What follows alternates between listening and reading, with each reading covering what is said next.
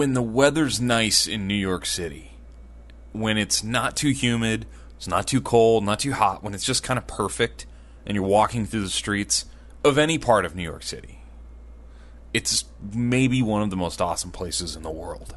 And we had that going on tonight, which will play into episode 189 of Coast to Coast Pinball. Let's go.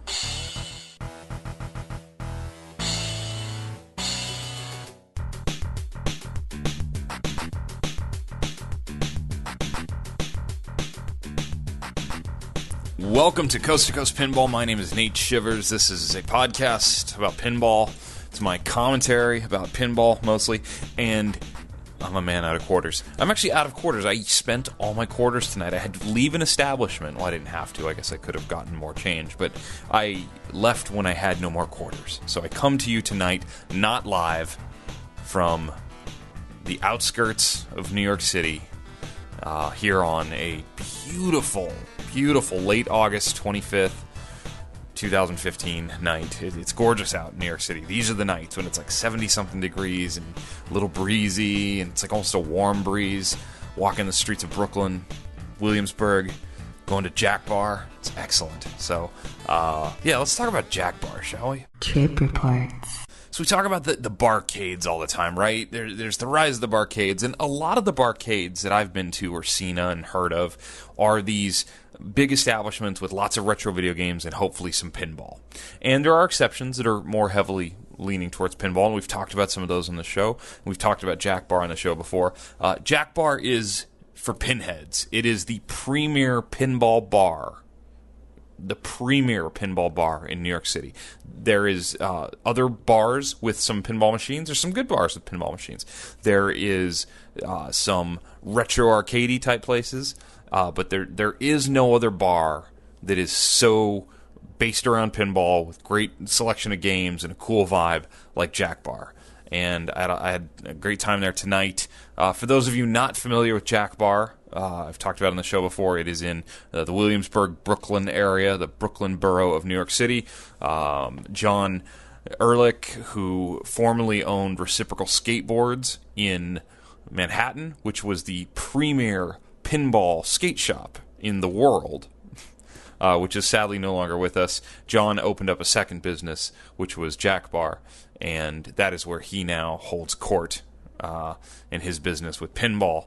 And I think they had, I'd have to count it up, like 7, 8, 9, 10 machines, something like that. Set up 8 or 9 or 10, something like that. I get a little confused when you throw in a Williams Slugfest pitch and bat, because I don't know what to think of that. Is that pinball? It's sort of pinball, but it's not really pinball. It's a pitch and bat. So anyway, had a good time. Actually messaged John after I had gotten down there and said, hey, are you around? And he was there, and we chatted and got to talk business for a while, see how things were going, and I don't know, just compare notes on what's happening in New York. Things are good. Jack Bar's healthy. It's good to see. There were people in and out the whole time I was there for a couple hours playing pinball. Had a lot of fun. I played some, just for the record here, I played some Johnny Mnemonic. Not very good at that game.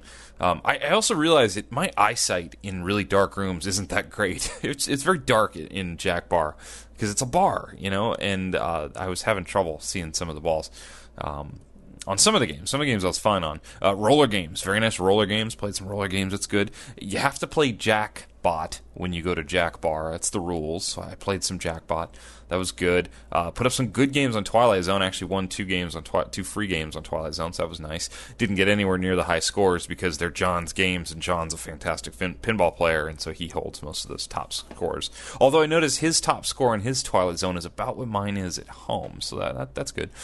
I played a little Fishtails and some other good stuff. So anyway, had a lot of fun there tonight. It's great to see just people randomly like walking by and stopping in their tracks and turning and going in to a place just because they see pinball machines in the window. That's really fun.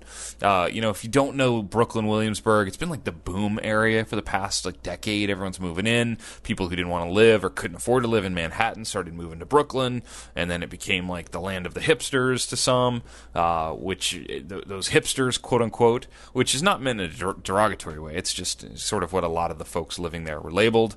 They're growing up, they're making more money, they're having kids, so it's a neighborhood now, and as John and I stood out in front of Jack Bar and just chatted, it was like every other person that walked by he knew by first name. It really is a cool neighborhood shop, and pinball is such a central part of that business.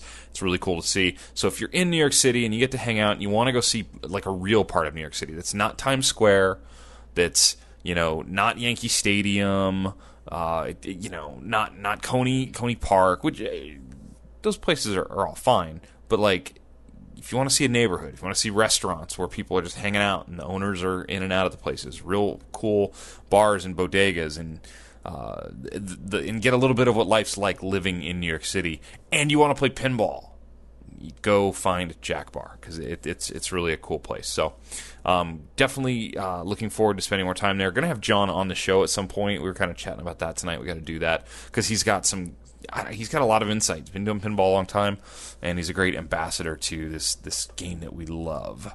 So that was a lot of fun. Also, sort of to tag on to trip reports, last night I made a bit of a return trip to the site of the taped flipper, where the creek and the cave in like the Long Island City, Queens area, where last time I was there, if you remember, somebody taped a flipper in on The Sopranos to hold a ball for somebody who was in doing a set of comedy. So I went back last night and I played The Walking Dead, put up the best scores I've ever played on The Walking Dead, really enjoying that. I was having a lot of fun. I would have stayed much, much longer and played more pinball last night. It got so incredibly hot inside the creek and the cave. It's a downstairs venue. And there was comedy again last night. Somebody came in and ran in and announced to the whole room, come see free live comedy in 5 minutes upstairs. And I was just there to play pinball, but it was so hot and sweaty that I played some Walking Dead, I played a couple games on Whitewater, and I had to bail. I had just sweat pouring off my face. So that's the downside when you get a hot, muggy night in a place like that where the AC is struggling. So, I stay oftentimes here in Long Island City because it's convenient, and it's nice because I can go to the Sunshine Laundromat, Jack Bar, Creek in the Cave, and a few other places, all very, very quickly from this hotel. So that's me getting out, playing a little location pinball in the Big Apple.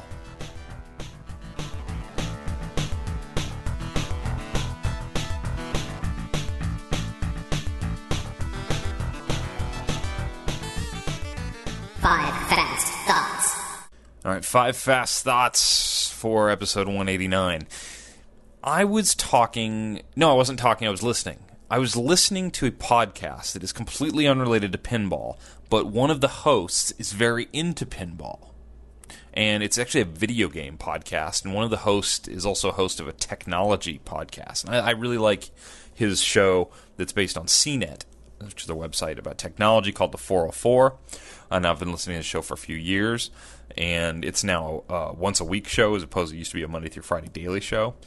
And the guy's name is Jeff, just for the record. And Jeff also is a most of the time host on a show called The Giant Beast Cast. I won't get into the whole why it's named that, but it's a video game podcast. And I don't even play a lot of video games. And I'm talking about console video games, not arcade games here. I don't even play them. I own a PS3.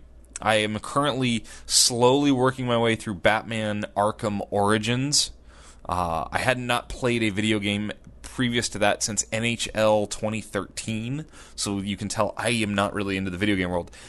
I keep tabs on it, though, and I listen to stuff about it. I don't even know why. It's interesting to me. I like a lot of the people who talk about video games. So anyway, there's the setup to this whole story. Well, I know that Jeff's really into pinball. Jeff talks about pinball on all his shows, and how he loves pinball, but I haven't ever heard really what games he's into, and they got talking about pinball, and Jeff, this one host, was saying, I really need to buy a pinball machine. And they said, okay, one game. You can have one game. What's the game? And he started to wax poetic about the Addams Family. So I guess my fast thought here, which I know it's not fast, but my fast thought here is, it's amazing the magic that the Addams Family has, and continues to have over people. And there's just something about that game and people, roughly in my age range, where that game just kind of, it hits the nostalgia button, and it really, I don't know, really is the game to a lot of people. Because hearing someone on a, not a pinball conversation, just talk about the Addams Family in just such a, in high regard, it was very interesting. So I guess fast thought number 1 is the power of the Addams Family. Do you see what I did there? All right. Fast thought number 2. I was talking to someone today at one of my accounts where I sell guitars.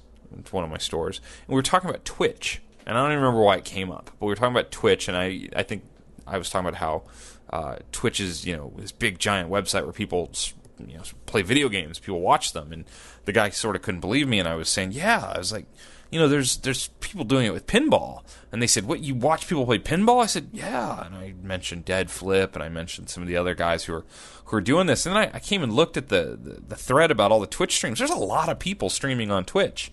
And I know that the Sanctum Kickstarter that has been so successful, one of their stretch goals on Kickstarter was to add streaming capabilities for their league and tournaments so that they could stream on Twitch. And I was texting with someone else who is very involved in pinball, and I said, I predict there will be 15 people full-time streaming on Twitch, really consistently in the next year doing pinball. And after I said that, I went and looked. I'm like, that's almost already happening. So I just think fast thought number 2 is, this little podcast is fun, and it's a kind of outdated technology in a way. Like Twitch, man, people are streaming video, and it's interesting, and people are watching it. I pop in, and there's hundreds of people watching Twitch feeds of pinball. I think that's interesting. It's interesting how things are evolving, if you will. Fast thought number 3. This will truly be a fast thought. If you follow Stern Pinball, that is, if you follow Stern on Facebook, you will have probably seen the photo of Mr. Paul Stanley of the rock band Kiss with his Kiss machine, and he thought it would be best to take a selfie with his Kiss machine without a shirt on, and it just was interesting, if nothing else. So, but hey, Paul's got his machine. Fast thought number 4. Pinball Magazine number 3 has been announced. It is in the late development stages.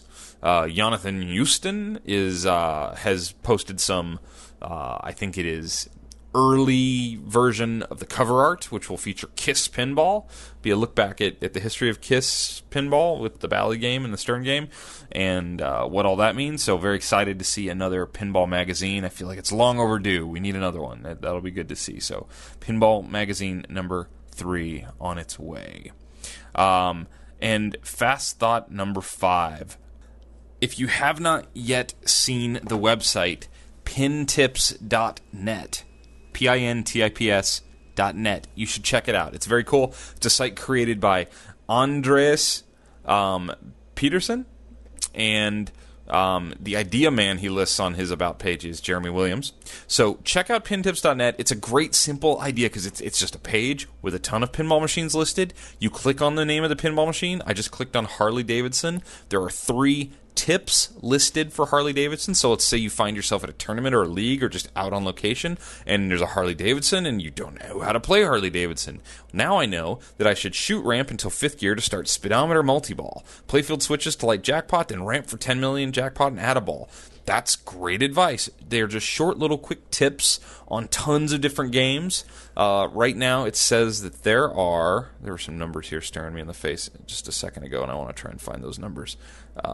Maybe it was back on the about page. 660 tips on 246 machines with 80 contributors. So you too can go add tips on pintips.net. I like the idea because it's short, quick bursts. I think this site's going to end up being very, very handy for folks come time for, big tournaments with lots of games. So very cool. I would encourage anybody to add their best tips to pintips.net. So there's 5 fast thoughts for episode 189. Forum static. All right, forum static. First up, there's a thread on Pinside, in the Pinside forums, under the Planetary Pinball subforum. So we know this probably is dealing with Medieval Madness Remake. And the thread is entitled MMR-Bad News on Colorization.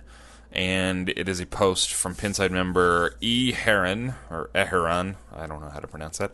And he types, just spoke with Chicago Gaming about an open ticket on my MMR related to the credit dot error, yada, yada, yada, yada. I asked if we may be surprised with color update in the code release that's coming. He said that won't be coming as a code update, but would be released as a kit that would be sold. I then mentioned that we were told it would be free for those that purchased the limited edition version. He then said that no one from Chicago Gaming ever said it would be free. I told him that Rick from Planetary Pinball Supply said it at many of the conventions, and he stated that Rick was not in a position to make that claim. He said the kit should be released in October, but did not mention a price. This is very disappointing. So this thread, in a nutshell, is saying that those people who are in on the limited edition of Medieval Madness Remake some of them were under the impression they would be getting a free color, it's not a DMD, but a display upgrade at some point.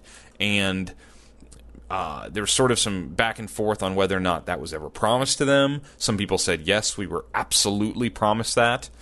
And some people came back in and said, well, actually, defending Rick, I don't think he ever said it would be free. And then some people said, yes, yes. And then Rick showed up. And Rick kind of came in and said, I said I would look at it as something we'd like to give to the limited edition buyers. And it's not decided yet. And in fact, he said that Planetary Pinball Supply always believed that this feature should be, quote, free to LE buyers. Originally, Doug from Chicago Gaming said it would take 3 to 4 months' work, and Rick says he pushed hard for that to be a benefit for the LE buyers.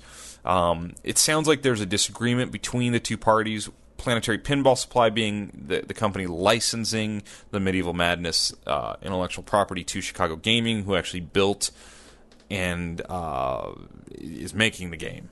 And this was sort of just, even at that heart, very confusing to people. And I think there are still people who don't realize that this is not truly a game built by Planetary Pinball Supply, or even managed to a degree by Planetary Pinball. It's really a Chicago Gaming Company game. And Rick kind of goes a step farther on here, and he is not one to pull punches. And I think we all know that about Rick. And he takes heat sometimes for his sort of blunt take on things. And on a lot of levels, I would much rather have the blunt take and just know where we stand, right? But he says that, let's see, let me get to it here. I'm not sure we finished this discussion, but the reason Planetary Pinball Supply is involved as it is that Chicago Gaming Company is not involved with the pinball community the way it is expected for them to be. So we, Planetary Pinball Supply, get dragged around by saying that we're told, by saying what we are told, and then having that change, etc. But better to communicate what we were told than the alternative, which would have been no communication. He says, sorry to air such internal dirt, but that is the situation. So you got a lot of things going on in this thread, because it's not just the colorization issue. I don't recall personally hearing Rick say that would be free. I do remember it being discussed sort of in an abstract term, and at the time when I was considering buying the game, I also remember thinking, well, if it's only ever one color, fine. So I know that I had that in my head. I have not seen anybody post a direct link to anybody saying it was totally free, but I've also not gone through this thread with a fine-tooth comb. If somebody wants to forward me a spot where Rick says that it was free, I'll take a look. But you have a lot of different factors happening in this thread with the people participating. I mean, first of all, the game's really overdue. A lot of people have had their money in this thing over a year now. People thought they'd have the game by now. It's been slower to market than anticipated, than, I hate to use the word promised, but then stated, etc., etc., etc. So you have people who are already just bent out of shape because the game is late. That's absolutely happening. You also have, I think, people who are anti-remake. People who are just not into remakes. And we'll talk about that a little bit more here in a minute. And then I think you have Rick in a situation, and trust me, I don't know all the ins and outs of the dealings in the business situation between Chicago Gaming and Planetary Pinball. I would love to further get into that, but I do know this about business. Sometimes at the beginning of a project, everybody gets along great because, hey, look, cool project that we're excited about that looks profitable. It's going to be a win for everybody. Then you get into it. You see how incredibly hard it is to build pinball machines. And you could have two different heads of two different companies just seeing things differently. It gets more difficult to have the happy-go-lucky attitude and demeanor, and then things get delayed, your customer base is upset, people might want their money back, etc., etc., etc. It's a wonder that some of these things don't blow up even more so, because despite some of the stuff that's been on Pinside and whatnot, we haven't heard a lot of detail about how this has gone as far as Planetary Pinball licensing a game to Chicago Gaming to build Chicago Gaming building. But at the beginning, it was very much pitched as a Planetary Pinball supply project. We all thought that that's what it was, and then we found out Chicago Gaming would be doing the build, so we kind of thought, all right, well, Planetary Pinball's having Chicago Gaming build the game. Well, then Stern was building the game, and we find out really it was Chicago Gaming was having Stern build the game that was licensed by Planetary Pinball, and I think you saw Rick take a step back as the point man on the project as the delays happened, as probably some things and disagreements have, and this is all just wild speculation from a guy with a podcast about what happened, and it's turned into what it is. It's unfortunately it's delayed. I still think the end product is pretty great. I've played multiple MMRs. They play like Medieval Madnesses. I've read some people who say, oh, the one I played didn't play anything like the one I used to own. Well, you know what? I've played 3 different Medieval Madness originals in the past 3 months, and all 3 of them played and felt completely different. So I don't think that argument really holds any water. You aren't, you, and I say you as the general you, there's very few people who I think we could say are experts on how a Medieval Madness was supposed to play. So I think that those sort of criticisms on the remake are pretty baseless, especially as they've, it's a new product. They're still dialing it in. They're still getting it together. Look, The Hobbit that I played 8 months ago, completely different game to The Hobbit I played a month ago. I mean, completely different game. So to think that these early prototypes of Medieval Madness Remake wouldn't change by the time they got to production. Of course they did. And I think they look good. I know there's been some clear code issues. Hopefully that's going to be addressed. It's unfortunate for those very first adopters who are having some of those problems. And that's out there on Pinside too, if you want to read about some of the clear and paint problems underneath the slings.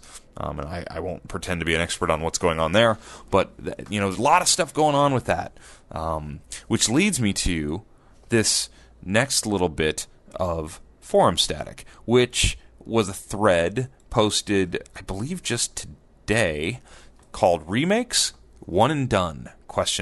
So the question here, posted by a Pinsider. I'll even tell you who that Pinsider is here on page 1. By IMEH, Emma, I shouldn't even try and pronounce these things.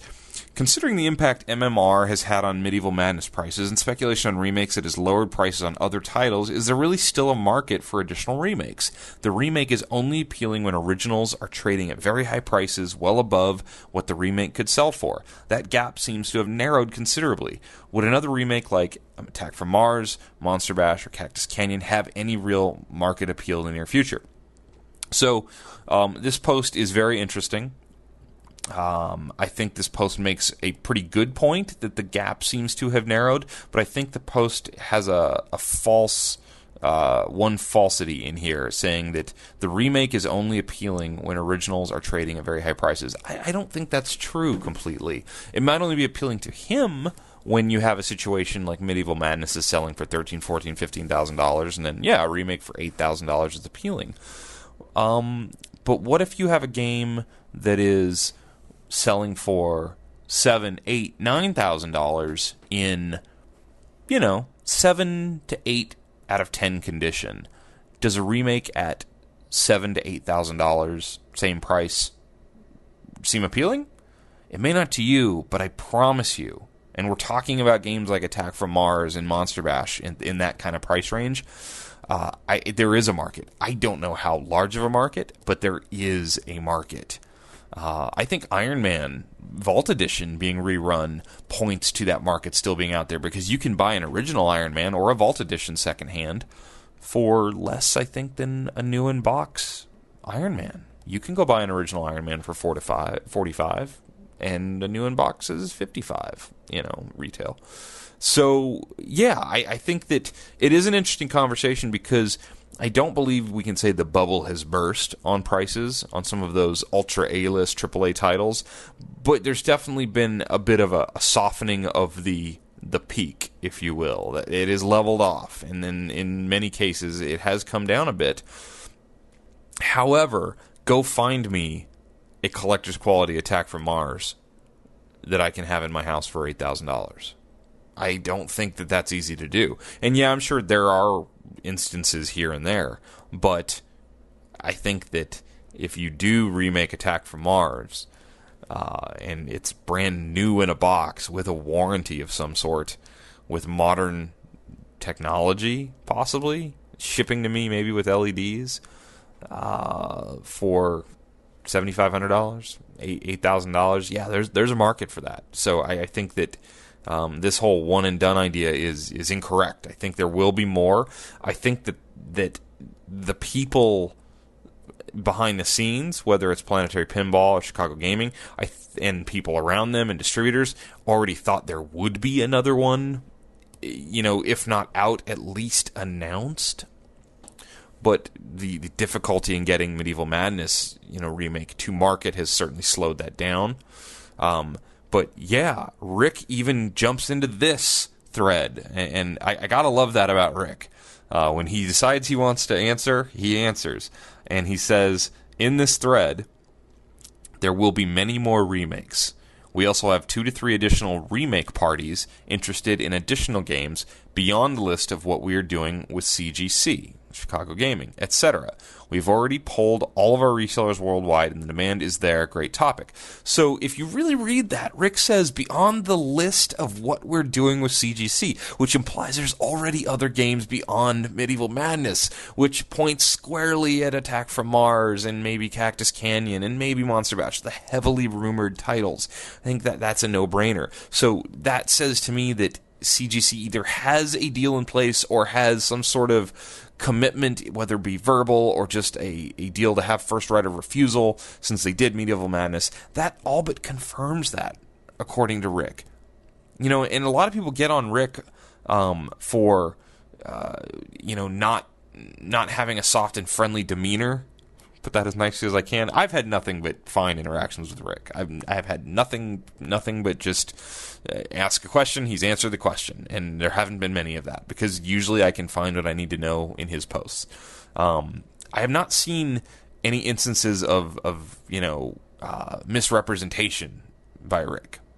I haven't done business with Rick, but I'm just saying what I've seen as someone commentary on the business. I haven't seen instances where I can point and say, see, that didn't happen. So he's saying there's other companies, remake parties as he calls them, interested in additional games. Well, I actually know that's true. I know there are companies that are interested in the possibility of building a modern licensed Bally Williams game. Why wouldn't there be, right? I mean, yeah, we're still waiting on Medieval Madness Remake, but did we all forget the math on that? They sold, let's just talk about the 1,000 they sold on day one. Let's do some math with Coast to Coast Pinball like we like to do. 1,000 units times $8,000. Yeah, that's still $8 million, just like it was last time I ran those numbers. So if you're somebody involved in pinball or coin-op or amusement devices, and you are looking at making your business go, and you think, well, maybe I can't sell 1,000 of a game, but maybe if I licensed, let's pull a game out of, I don't know, somebody name me a game. Anybody got a game? Somebody name me a game. How about Theater of Magic? Ooh, Theater of Magic. That's a good one. I like that one because it's a unlicensed theme, so it's not like you said Doctor Who or Twilight Zone or something where there's an additional intellectual properties license involved. And it's a game with a pretty low number, production run number.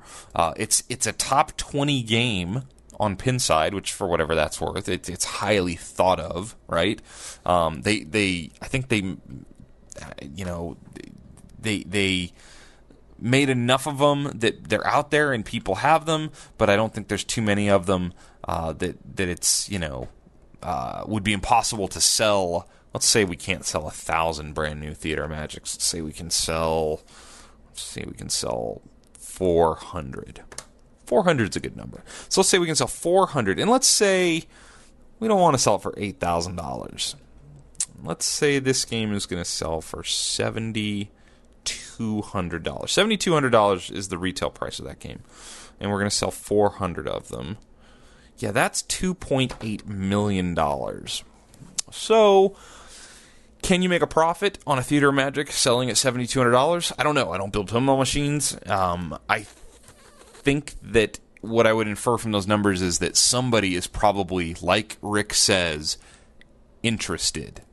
I'm not saying that's going to happen right away, but definitely saying 2 to 3 additional parties are interested. I totally believe it. I know it. I know some of that to be true.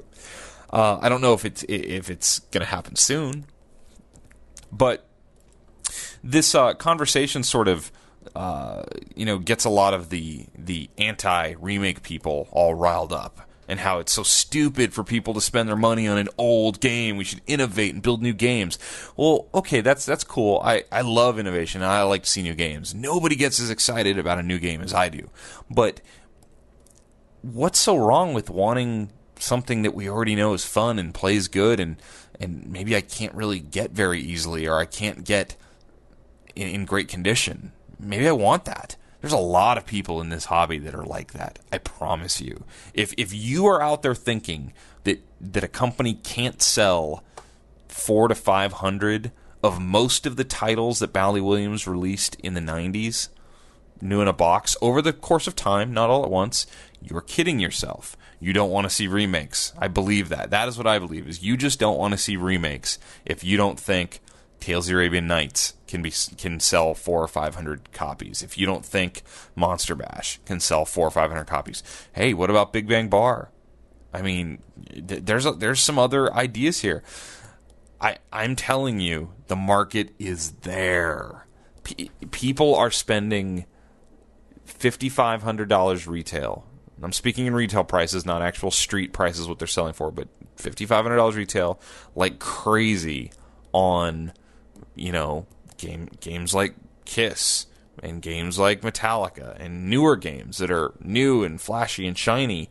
They will also spend those on games that hold a dear spot in their heart, that are thought of as classics, if you will.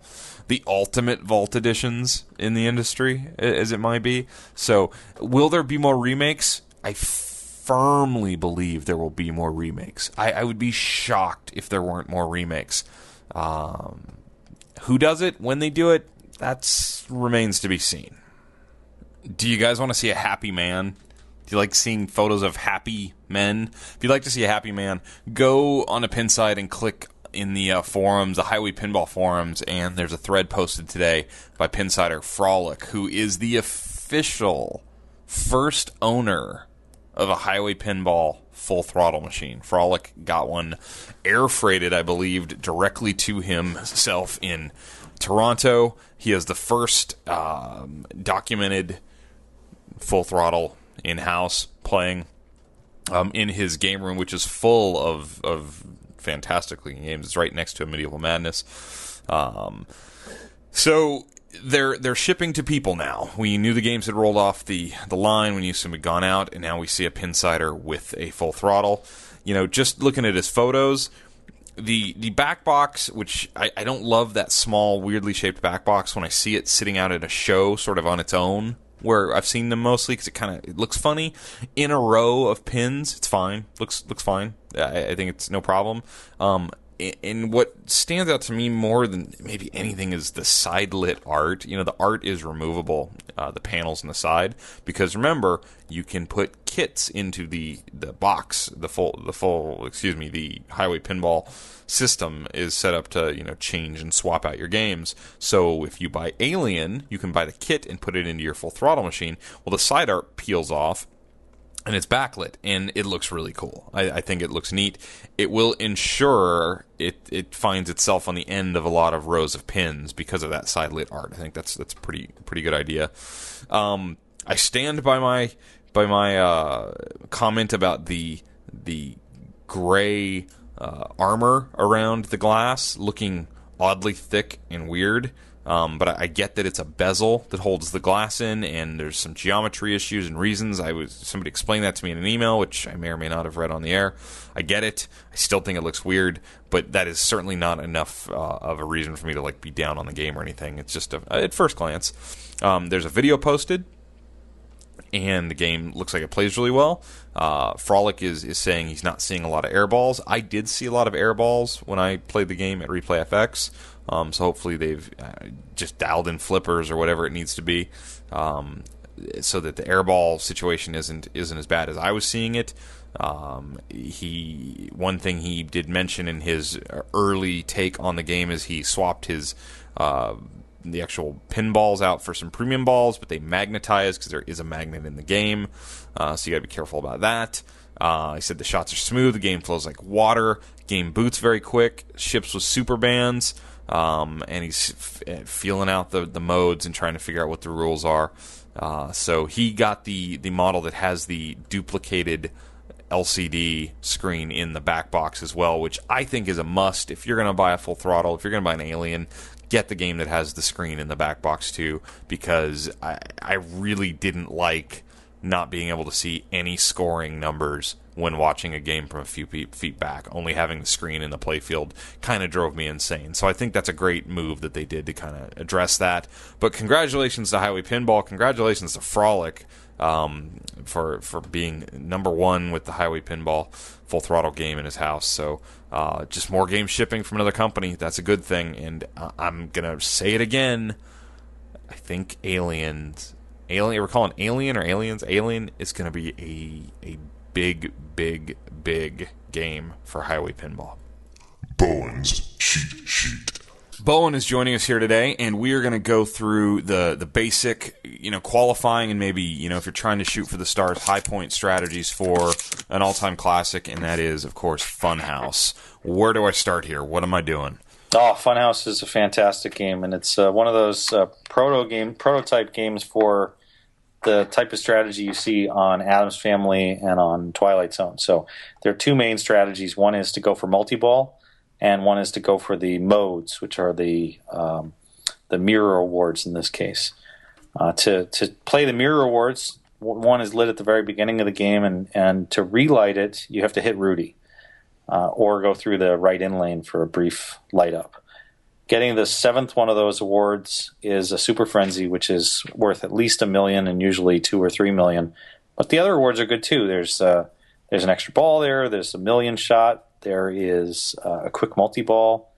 The open steps gate is one of the best awards because it blocks the left out lane, and that is actually a huge value to block one of the drains and give you a bonus award instead of draining the ball. It's super. The other main goal is to go for multi-ball, and you do that by advancing the clock. And everything you do in the game advances the clock, the ramps, the Rudy, the hole shots. The biggest thing that advances the clock is bumpers. And this is a place where I think players tend to forget that this is possible. But every bumper, if it's solidly lit, it's worth 5 minutes. If it's flashing, it's worth 10 minutes. And if you can get the bumpers to maximum, every bumper is 10 minutes. So it may only take you 2, 3, or 4 shots to the bumpers to go all the way back around and light multi-ball again. And that's there was a game with Elwin and Acciari at Louisville Arcade Expo that went deep where they each got 50, 60 million, and that's what they were doing. They were shooting the bumpers to relight the multi-ball and then getting into multi-ball. What are you doing on the plunge on Funhouse? Mostly on the plunge on Funhouse. On the very first plunge in tournament play, I'm soft plunging because quick multi-ball will be lit. And I want to just start the quick multi-ball immediately. If I can get a second ball out on the play field, get some points on the board, get some familiarity with the game, there's big value there. The other way to plunge is to plunge it around the back and try to get skill shots by about a 2/3 plunge. And if you miss that short, you're in the bumpers, which isn't so bad. If you miss it long, it's usually a little more trouble. There's a lot of things that can go wrong with the upper flipper. In fact, I often recommend to players to just ignore the upper flipper until it's useful to you. So don't use it to just shoot Rudy because you feel like it. And you're putting the ball in a tremendous amount of danger every time you shoot Rudy. So unless you really need to do that, don't do it. You can pretty safely get a catch going on the left flipper by letting the ball just come all the way down. Yeah, and that happens on way more games than people think, like Star Trek, like Funhouse, Addams Family, many other games where you have an upper flipper, but it doesn't mean you have to use it. You can let the ball go bouncing off of it or past it, and then deal with what comes down at the bottom. So once I'm in multi-ball, what am I doing here in Funhouse? So in multi-ball, you've got a jackpot shot that is the trapdoor right below Rudy's mouth, and then a relight on the ramp.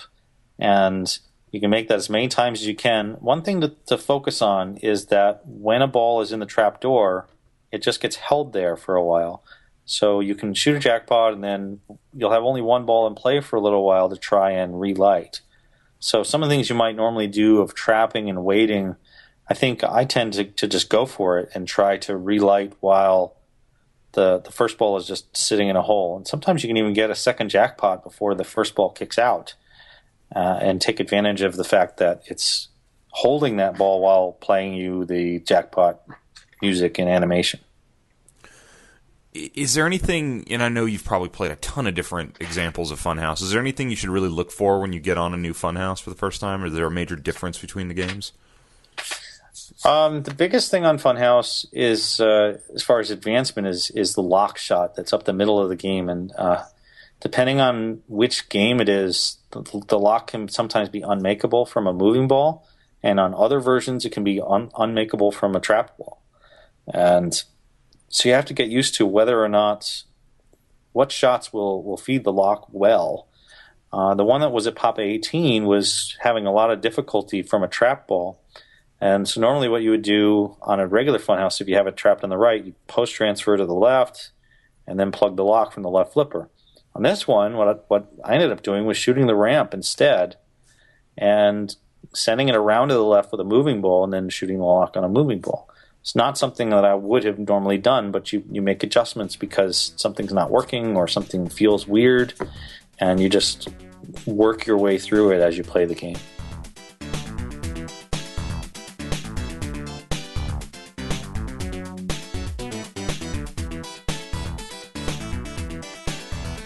So I need to do more Bowen's cheat sheets because those are so awesome, and I think I have one left to share with you guys. Because obviously we don't record those every day I do a show. I have a bunch in the can, and I put them out. And I've been saving some. I don't want to be done, but I need to schedule that because Bowen is so good at breaking down games quickly. And I gotta say, that breakdown of Funhouse was awesome. Like, maybe you're an expert, maybe you know all the rules, but I learned a lot, just insight and strategy. That was my favorite of all of the Bowen's cheat sheets that we did, was that one on Funhouse. Love that. So between Bo and Karen's on the show here, between pintips.net, the power is yours. Mad Roll and Pinball is coming up this weekend. The Northwest Pinball Championships are coming up this weekend. There's a lot going on in pinball. Thank you guys for listening. So shirts are in stock, red and blue shirts, and I ordered some more shirts of the current design, but in that original color green. That kind of, I don't even remember what it was called. It was called like Heather Green, that I did the original limited edition old school logo shirt that'll never reprint. Well, I brought the color back to do the final run of these Coast to Coast Pinball shirts the way they are with the current logo and the small logo on the back. We have a new shirt next time. I don't know when that'll be, but I'm not going to run any more of these shirts. I appreciate all the people who have bought shirts. When I sell out what I have now, we'll do something else down the road. I'm glad to sell them to you. I really appreciate the support. I'm sick of shipping t-shirts. So if you like the design, get them while you can. I probably have about 50 shirts left, and then they're gone, and we'll do something new. But I do appreciate the support. That it's flattering every time I see the little PayPal pop up and somebody sent me money for a t-shirt. So that's been awesome. If you want to email me, coasttocoastpinball@gmail.com. is the way. You can like me on Facebook. You can follow us on Twitter. If you want to throw out the old iTunes review of the show, that's going the extra mile. You can do that. And until we speak again on episode 190, I hope that you take care of yourselves and play some more pinball. Be well.